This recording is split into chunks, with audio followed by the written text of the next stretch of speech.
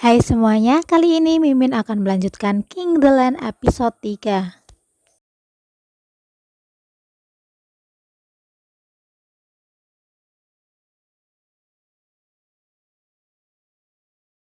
Di awal episode terlihat di mana Guan telah memasuki tempat syuting yang akan dilaksanakan bersama Sarang. Di sini mereka berdua saling mengagumi namun sama-sama saling menutupinya. Bahkan saat sebelum acara dimulai, Guan dan Sarang sempat berdebat. Sarang mengejek terkait gaya rambut Guan, sedangkan Guan mengejek terkait senyuman palsu milik Sarang. Kemudian saat acara dimulai, Guon dan Sarang terlihat begitu sangat profesional. Namun saat pertanyaan dimulai, di mana Sarang mengajukan pertanyaan terkait ibunya Guon, di mana pertanyaan ini adalah pertanyaan yang telah diganti oleh Go Hwa. Mendengar pertanyaan yang dilontarkan Sarang, Guon pun sempat terdiam dan merasa sesak. Terlihat jika Guon memiliki suatu trauma terkait dengan ibunya. Seketika Guon pun pergi meninggalkan lokasi syuting, yang membuat para penonton bahkan para kru pun kebingungan. Di sisi lain, Go Hwa yang memantau acara tersebut dari kejauhan pun tersenyum bahagia karena rencananya berhasil. Di sini pun terlihat jika Sarang tetap melanjutkan proses syuting dan tetap mengalihkan pembicaraan supaya acara syuting tetap berjalan lancar. Kemudian diperlihatkan di mana Guon yang tengah merasa trauma dengan pertanyaan itu pun menyendiri. Ia teringat akan ucapan kakaknya, di mana ucapan itu persis sekali dengan pertanyaan yang dilontarkan oleh Sarang. Di sini Guon pun menyadari jika hal ini merupakan ulah dari kakaknya sendiri, dan Guon mulai mencoba untuk bangkit dan mengikuti alur yang dibuat oleh kakaknya. Di sini Sarang tetap menjalankan syuting sendirian tanpa adanya Guon, namun Sarang justru terlihat sangat profesional dalam menjalankan acara hingga menuai banyak pujian. Ia pun mengalihkan acara dengan cerita tentang keinginan dan cita-citanya dari kecil yang ingin bekerja di Hotel King. Kemudian tiba-tiba Guon pun datang kembali ke lokasi syuting tersebut dan mengatakan untuk melupakan pertanyaan-pertanyaan konyol dan meminta Sarang menanyakan hal-hal yang lebih berbobot. Tiba-tiba Sarang menanyakan tentang pemandangan di lokasi tersebut. Mereka berdua berdiri dan memandanginya. Hal inilah yang menjadikan trending topik di sosial media. Setelah acara syuting selesai, Sarang sempat protes kepada Guon yang ia tiba-tiba saja pergi dari lokasi syuting tanpa memberitahu. Namun di sini Guon menegaskan jika ialah yang harusnya marah dengan Sarang karena telah bertanya tentang hal tersebut.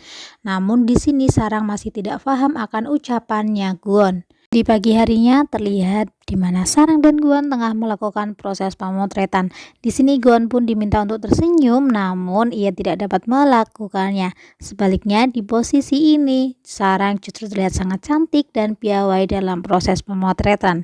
Hingga terjadilah hal-hal yang sangat lucu di mana Guon pun dipaksa melakukan pose-pose yang menurut Guon janggal dan aneh. Hingga akhirnya setelah proses pemotretan di sebuah kapal selesai, tiba-tiba saja kapal yang dinaiki Guon dan Sarang rusak. Di sini pembawa kapal tersebut menyarankan untuk menepi ke sebuah pulau yang bernama Pulau Gapa. Setelah berhasil menepi di Pulau Gapa, supir kapal tersebut mengatakan jika di atas Pulau Gapa terdapat sebuah villa dan menyarankan untuk bermalam terlebih dahulu di villa tersebut. Nah, di sini pun terlihat jika Guon seakan memiliki trauma akan kegelapan. Guon pun merasa khawatir dan takut dalam perjalanan tersebut. Namun sebagai seorang laki-laki, Guon gengsi mengatakan dan mengakui hal itu kepada Sarang. Hingga akhirnya Guon melihat sosok seorang perempuan di seberang jalan yang sangat menyeramkan. Hal ini pun membuat Guon takut dan pingsan di tengah jalan pada saat itu juga. Kemudian saat Guon terbangun, ia pun melihat jika ruangan itu terasa aneh. Dan ia pun melihat sosok perempuan yang ia temui di jalan tadi tengah mengasah sebuah pisau. Di sini Guon pun merasa panik dan ketakutan dan ia pun keluar dari ruangan tersebut. Kemudian ia pun sambil memanggil Sarang dan setelah berhasil keluar ia pun melihat Sarang dan wanita tua itu mengejar Guon keluar kamar. Wanita tua itu mengatakan jika Guon sangatlah pengecut. Wanita tua itu juga mengatakan jika Sarang menggendong Guon yang tengah pingsan di tengah jalan menuju villa. Wanita tua itu mengira jika Guon dan Sarang tengah berbulan madu. Namun mereka berdua dengan kompak mengatakan jika mereka bukan sepasang suami istri.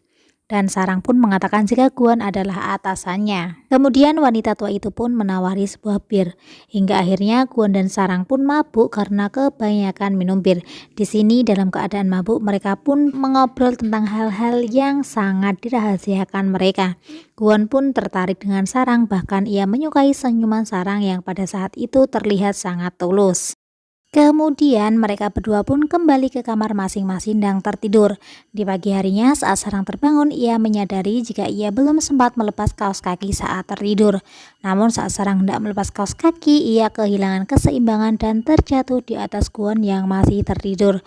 Sarang pun kaget hingga ia melihat sisi kamar tersebut dan menyadari jika kamar tersebut merupakan satu ruangan yang hanya disekat dengan kain saja. Di sini Sarang pun menyempatkan untuk berjalan-jalan mengelilingi Pulau Gapa, sedangkan Kwon menikmati suasana tersebut di depan villa itu. Namun tiba-tiba datang kakek pemilik villa dan menawari sebuah sepeda. Kwon pun membawa sepeda itu dan berjalan-jalan menikmati area itu. Kemudian Kwon mendekati Sarang dan mengajak jalan-jalan menikmati pemandangan Pulau Gapa.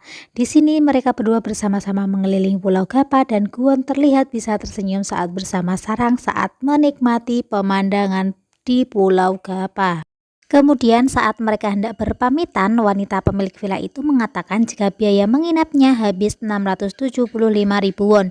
Di situ Sarang pun kaget dan mengatakan jika biaya tersebut sangat mahal. Awalnya Kwon ingin membayar saja menggunakan kartu kredit, namun wanita tua itu tidak mau. Wanita tua itu justru mengatakan jika Kwon ingin menipunya. Kemudian tiba-tiba datanglah supir kapal yang membawa mereka, dan di sini supir kapal itu terlihat aneh. Dia lebih membela wanita tua itu dan Sarang pun menangkap gelagat yang aneh dari mereka berdua. Akhirnya Sarang menggunakan kecerdikannya dan mengatakan jika Sarang akan melaporkan mereka karena telah menipu mereka. Ia mengatakan jika supir kapal telah menjebak mereka dan pura-pura jika kapalnya rusak. Di sini Sarang negosiasi sampai separuh harga dan menyudutkan mereka hingga akhirnya disetujui dengan separuh harga. Kwon yang melihat keunikan dan kecerdikan Sarang pun menjadi sangat kagum kepada Sarang. Dan di malam harinya Kwon kembali ke rumah. Di sini ayahnya mendekati Kwon dan memarahinya karena telah mengacaukan acara syuting. Namun di sini Kwon membela diri karena walaupun ia pergi dari acara tersebut, namun hasilnya masih bagus dan lancar.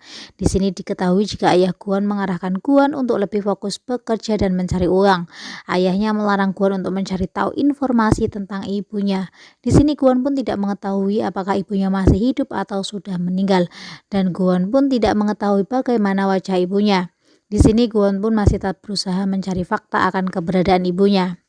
Go-hwa yang melihat adiknya dimarahi ayahnya pun menjadi sangat bahagia. Bahkan Go-hwa pun mengatakan jika Kwon diminta untuk pulang saja karena sebentar lagi Kwon akan diusir dari sini. Di sini Kwon justru merasa tidak takut dengan kakaknya dan memperingatkan Go-hwa untuk tidak lagi mengusiknya. Dan jika Go-hwa masih mengusiknya, Kwon akan melawan Go-hwa. Kemudian di pagi harinya saat Sarang masuk kerja, Sarang mendapat banyak pujian dari kawan-kawannya, kecuali manajer Kim yang sangat membenci Sarang. Hingga tiba-tiba datanglah rombongan Go-hwa dan ayahnya.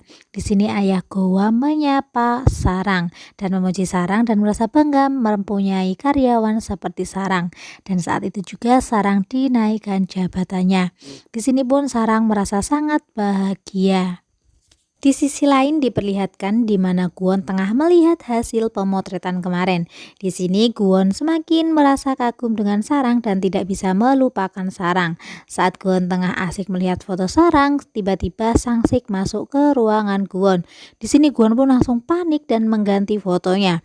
Di sini Sang-sik memberikan hasil editan pemotretan kemarin dari fotografernya, dan ternyata hasil editannya justru terlihat aneh dan membuat Kwon marah. Kemudian Sang-sik pun keluar ruangan Kwon. Kemudian Kwon pun melanjutkan kembali melihat foto Sarang yang begitu cantik. Tiba-tiba muncul sebuah notifikasi tes psikologi tentang pencocokan jodoh. Di sini Kwon pun tertarik untuk mencoba menjawab pertanyaan dari tes tersebut.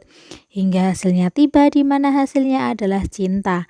Namun cintanya masih sepihak saja dan diminta untuk segera mengungkapkannya dan jangan memendam perasaan sendiri. Hal ini menjadikan Kwon terdiam melihat hasil tesnya. Kemudian Kwon pun keluar ruangannya dan melihat sarang berada di ruangan itu. Di sini Kwon tanpa salah tingkah dan kemudian Kwon melihat sebuah kado. Kwon pun membawa kado itu dan mencoba memberanikan diri untuk menghampiri sarang dan memberikan hadiah tersebut. Namun tiba-tiba pacar sarang menghampiri sarang dan memeluknya. Kwon yang melihat kejadian itu pun menjadi sedih dan merasa kecewa sambil memperhatikan sarang tengah dipeluk oleh pacarnya. Oke semuanya, itulah alur cerita dari King The Land episode 3. Gimana, seru kan? Yuk jangan lupa tonton episode selanjutnya hanya di Hirka Harika.